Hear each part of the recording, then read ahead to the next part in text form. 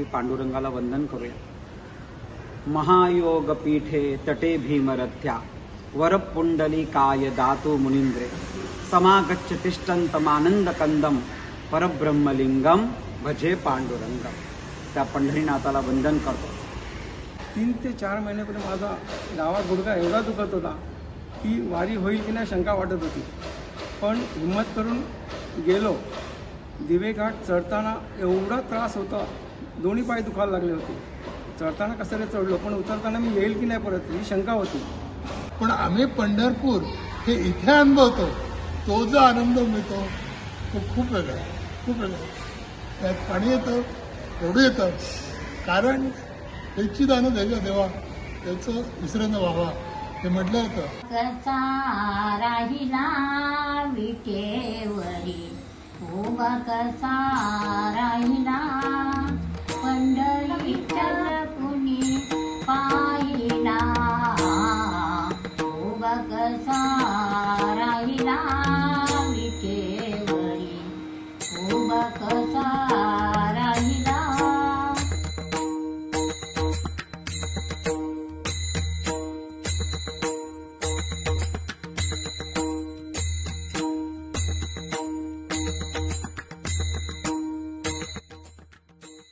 तर वारी म्हणजे काय, तर मला भगवंताला भेटायला जायचं आणि त्या वारी करता करता तिथे कानावर पडतात काही ओव्या, अभंग किंवा भारूड असे प्रकार कानावर पडतात। तर या ओव्या म्हणजे काय, ज्या आपल्या संत मुक्ताबाईने आपल्याला दिल्या त्या ओव्या, त्याचा प्रचार झाला। त्याच्यानंतर अभंग, संतांनी आपल्याला बरेचसे अभंग सांगितले, अभंग गायले गेले। आणि भारूड, आता भारूड हा प्रकार बघितला तर संत एकनाथ महाराजांनी त्याचा खूपच प्रचार केला। तर हे तिन्ही माध्यमं कसली काम करत होते, समाज प्रबोधन, समाज प्रबोधनासाठी या तिन्ही गोष्टींचा वापर केला गेला। त्याच्यानंतर गावोगावी जाऊन संत एकनाथ महाराज भारूड सादर करायचे आणि त्याच्यातून जनजागृती करून लोकांना वेगळ्या मार्गात जाण्यापासून दूर करत होते, की जे भटकले होते त्यांना मार्ग सापडत नव्हता। तर संत एकनाथ महाराजांनी त्या भारूड रूपाने लोकांना समजावलं आपल्याला काय करायचं आहे, काय केलं पाहिजे आपण। संत मुक्ताबाईंनी त्या ओव्यामधून आपल्याला शहाणपणा शिकवला, काय करावं काय करू नये।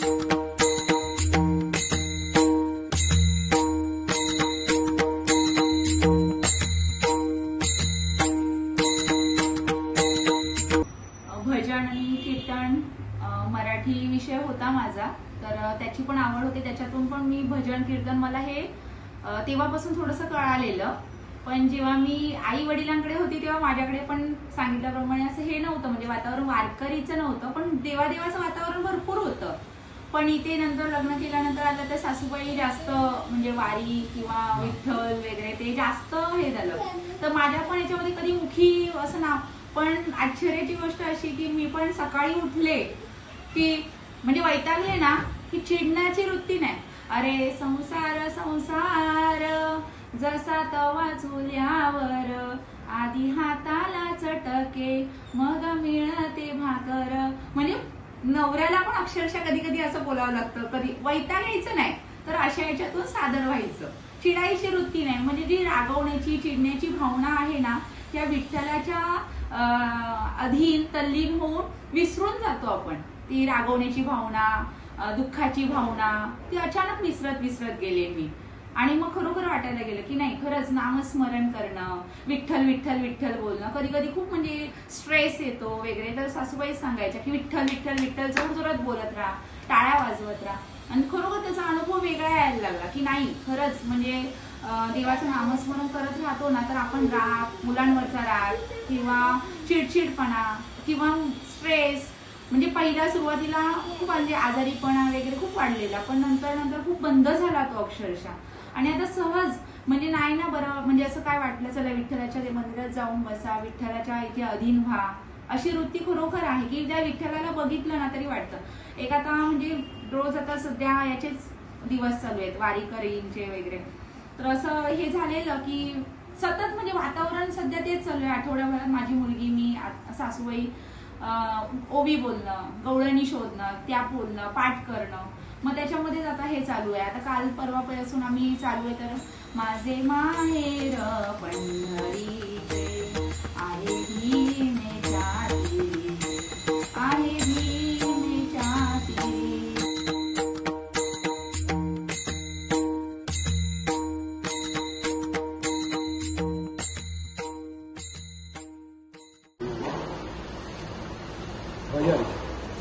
भजन म्हणजे संतांनी जे आपल्याला लिहून ठेवलेलं आहे की जो नित्य जे भजन की जेवढे संत झालेले आहेत त्या संतांच्या बाबतीत ते भजन की त्या टाळ, मृदंग, चिपळे हे भजनामध्ये असले की भजन पूर्णपणे त्याचा संच तयार होतो.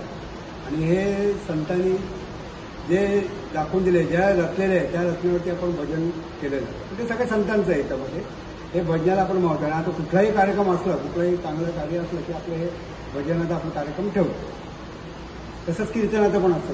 कीर्तन म्हणजे कसं की एक समाजाला दाखवून द्यायचं, समाज प्रबोधन, समाजाला आपण तो विषय एक घेऊन त्याला एक शिकवण द्यायची, त्यांना एक सांगायचं बाबा की आज हे जे माऊलीने आपल्याला दिलं, त्या संतांनी आपल्याला जो विषय दिलेला आहे ते विषयावरती आपण बोलून समाज प्रबोधन करायचं, समाजाला दाखवून द्यायचं की बाबा हा मार्ग योग्य आहे, या मार्गाने तुम्ही चाललात की तुम्हाला सर्व गुण संपन्न आणि तुमचं पुढचं आयुष्य, तुमचं कुटुंब, परिवाराचं आयुष्य, तुमच्या मुलांना ही चांगली शिकवण आहे. म्हणून ह्या कीर्तनातून आपण एक समाजाला दाखवून देतो. असे कीर्तन आपल्या जगामध्ये आपण महाराष्ट्रापुरतंच मर्यादित नाही तर भारतामध्ये नाही तर आज जगामध्ये पण ही कीर्तनाची सेवा चालू आहे. त्यामुळे कीर्तनाला ह्या वारीमध्ये किंवा ह्या आषाढी वारीमध्ये किंवा महिन्याला 2 एकादशी त्याच्यामध्ये समाज प्रबोधन केलं जातं.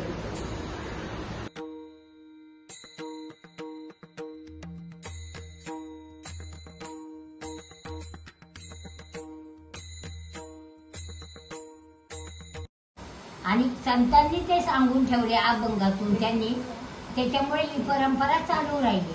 त्यांनी सांगितलं, आवडीने भावे हरी नाम घ्यासी, माझी चिंता तुझी सर्व आहे, नको खेद करू कोणत्या गोष्टीचा, पती लक्ष्मीचा जाणत असे. म्हणजे पांडुरंगावर भरवसा टाकायचा. आपण आपलं पुढचं काय होतंय ते आपण नाही काळजी करायची. आपल्याला कसं असतं, काही झालं की आपण काळजी करत बसतो त्याची, तर ती काळजी नाही. त्या अभंगातून आपण हे शिकायचं, त्याचा अर्थ आपण घ्यायचा. लोकांना ह्याची समज झाली म्हणून वारीला जास्त महत्व आलं आता. तर तो एक अभंग मी बोलते आता.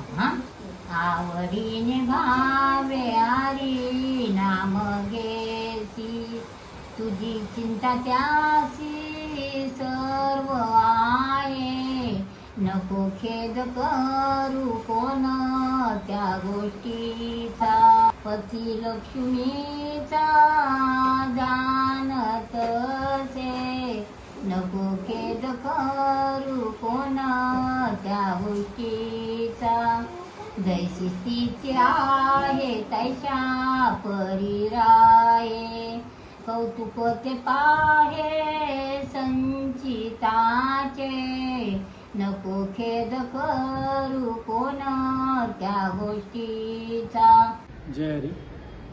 वारकरी संप्रदाय हा अतिशय जुना संप्रदाय आहे.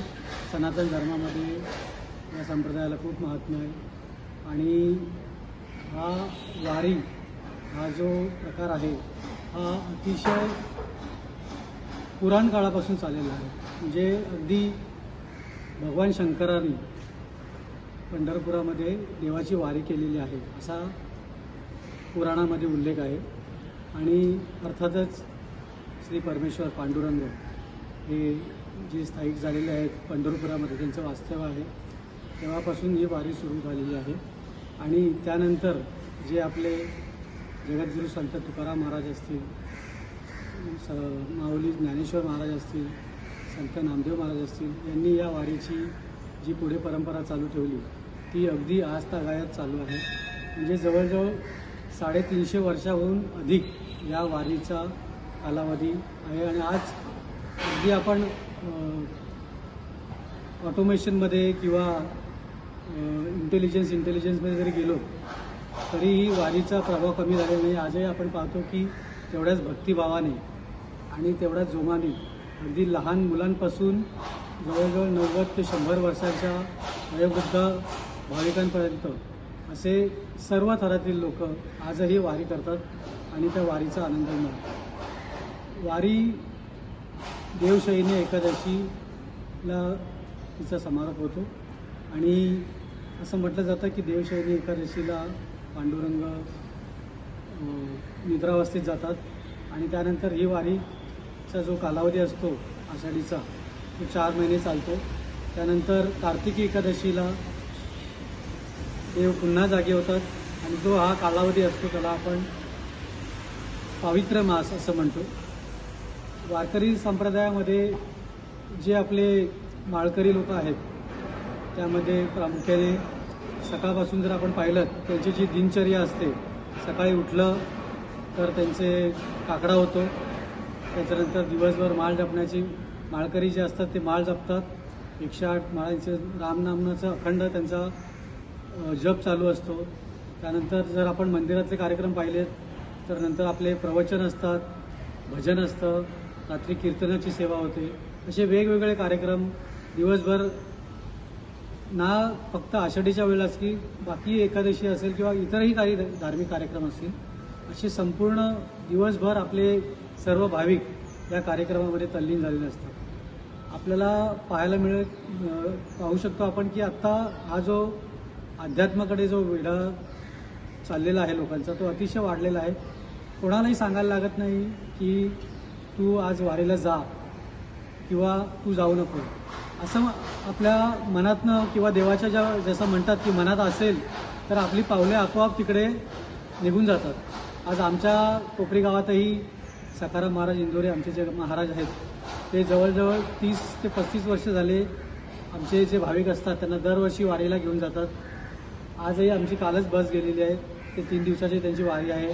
त्याच्यानंतर आमचे ज्ञानेश्वर भजन मंडळ आमचा जो ग्रुप आहे भजन मंडळाचा आम्ही ही वारी सुरुवात केली आहे. गेली 3 वर्ष आम्ही 1 दिवसाची पायी वारी करतो. यावर्षी आम्हाला भाग्य लाभलं की आम्ही दिवे घाटामध्ये त्या वारीचा आनंद घेऊ शकलो आणि हा जो वारीचा आनंद आहे तो अद्भुत आहे. आणि मी म्हणेन की ज्यांनी जन्माला यावं, जे जन्माला आलेत त्यांनी प्रत्येकाने ही वारी एकदा तरी अनुभवावी. त्या वारीमध्ये जसं म्हणतात की आपल्याला देव कुठे दिसतो, आपल्याला देव कुठे दिसतो. जर तुम्हाला देव पाहायचा असेल तर तुम्ही त्या वारीत जा. वारीमध्ये प्रत्येक माणूस देहभान विसरून जे रामनामामध्ये देवाच्या नामामध्ये तल्लीन झालेला असतो तो पाहण्यामध्ये त्या व्यक्तीमध्ये आपल्याला देव दिसतो. आणि असे अनेक उदाहरण मी सांगू शकतो की माझे मित्र आहेत श्री प्रसाद मुसानी, दिलीप भाऊ असतील, उदय भाऊ असतील, आमचे सर्व जे आहेत त्यांची अत्यंत त्यांनी अनुभवलेलं आहे की बाबा काहीतरी चमत्कार आहे वारीमध्ये आणि प्रत्यक्ष आपण विचारही करू शकत नाही असे अद्भुत अनुभव अशा वारीमध्ये आम्हाला प्रत्येकाला आलेले आहेत. आणि आमचं नशीब खूप चांगलं आहे की आम्हाला अशा आध्यात्मिक परिसरामध्ये आम्ही राहतो. दरवेळेला आमच्याकडे मंदिरामध्ये वेगवेगळे कार्यक्रम असतात आणि आषाढी एकादशीला उद्या जर आपण पाहिलं तर इथे प्रचंड गर्दी असते भाविकांची आणि हा कार्यक्रम अतिशय सुंदर शिस्तबद्ध पद्धतीने पार पाडलेला असतो. मंडळाचे सर्व सेवेकरी अत्यंत तन मन धनाने इथे सेवा करतात. प्रत्येकाला काही तक्रार नसते. दिवसभर जे भाविक असतात, दानशूर व्यक्ती असतात, प्रसाद पाणी सगळं दिवसभर कार्यक्रम असतात. नंतर संध्याकाळी आमचं भजन असतं, कीर्तनाची सेवा असते, प्रवचन सेवा असते. अतिशय भावपूर्ण वातावरण असतं आणि हा वारीचा अनुभव म्हणजे विठ्ठलाची एक किमया आहे आणि ती प्रत्येकाने अनुभवावी एवढंच मी सांगू शकेन.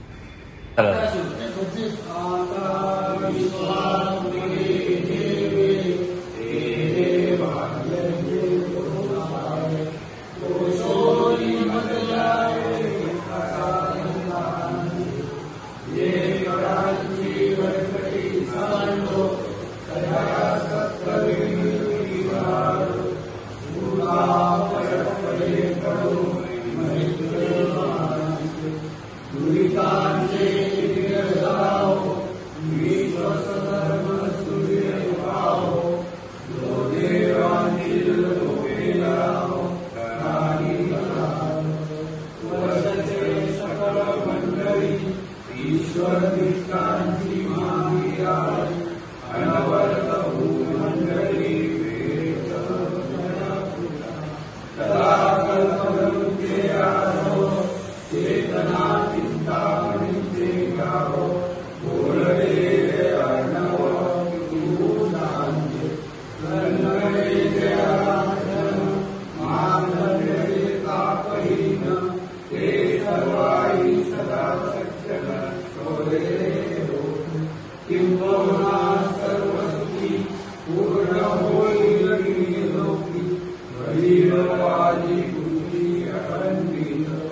आणि